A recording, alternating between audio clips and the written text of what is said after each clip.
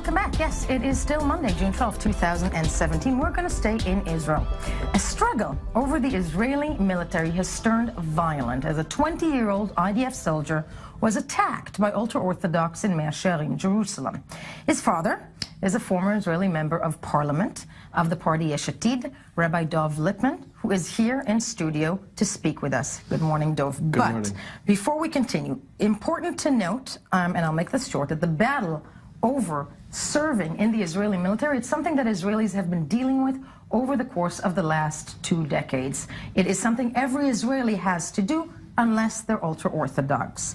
And Mr. Lipman, Rabbi Lipman, actually, why don't you help explain to us your opinion about serving in the military before we discuss your son and a mass demonstration last night in the United States against serving in the military? So the way I see it, as someone who is religious, a rabbi, understands the value of studying the holy texts, there could be no greater honor than serving in the Israeli Defense Forces. What greater holy mission, if you want to use that terminology, can there be than to defend the Jewish people and the state of Israel? And we live in a world today where you could combine together Torah study and serving in the military. My son learned in yeshiva for a few years. He's now serving in the army. Combining the two together, while he's in the army, he has time to study the texts as well. And we live in a world today where you can do both. So my opinion is, young men should do both. I want to talk about your son for a second, because we have footage. We have, I believe, a picture of, he was helped yesterday. What happened? He was attacked by whom? My son was in an ultra-Orthodox area buying religious texts, actually, in a store,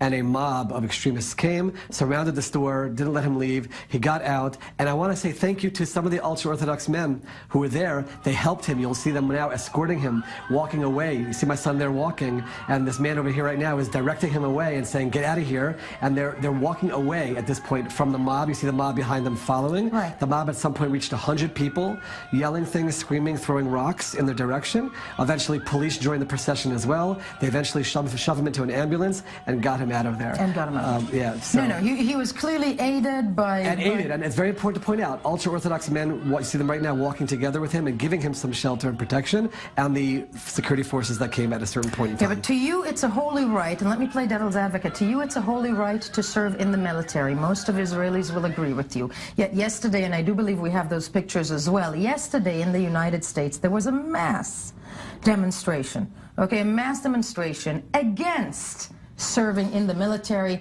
These are ultra-Orthodox, right, Jews, and we're looking at these pictures now. I think it was approximately 20,000 people who have a very, very strong opinion about why religious and people who follow the scriptures should not be serving in the military. So it's important to emphasize the ultra-Orthodox community in Israel is about 800,000, the United States very large.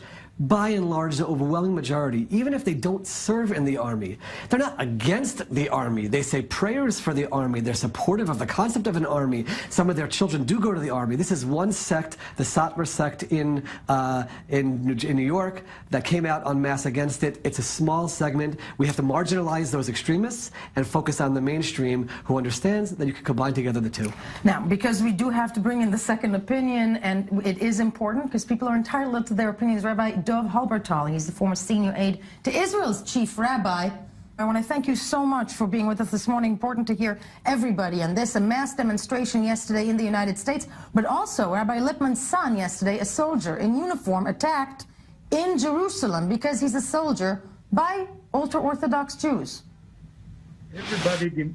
Everybody thinks it's a terrible event. But I have a question for Lipman's son and Lipman himself. He knows that it is a very tense period now in Mea Shearim, in the place, among the extreme wing and the police now. It has a sense that his son makes some provocation there. By coming in with the uniform, it's like to enter Harlem in the middle of violence and I need to respond to that. Yeah, no, please, Rabbi Halberstam, I'm going to have, actually, Rabbi Lipman, I'm going to have you answer this. The suggestion that a 20-year-old young man who's serving in the army and studying Torah at the same time wanted to go to a store to buy a sefer that was there, a holy book that was there, and was trying to in any way provoke anyone is an absolute absurdity, and I hope that Rabbi Halberstam will take back that assertion. My son was unaware of all the craziness that's happening in the streets. Rabbi Halberstam, he's serving in the army. He he studies Torah. He's not on the internet watching all of that. He had no idea. He didn't talk to me beforehand. He innocently went to buy a book. And any but along with your condemnation is abhorrent to me, and I reject it completely. And the people who are watching should understand this is also an extremist perspective, and we are going to work against that extremist perspective as well to root it out so that Israel can be a place where people are religious, Talmudic scholars, part of society, serve in the army, and we can get together in harmony with one another, and extremists out.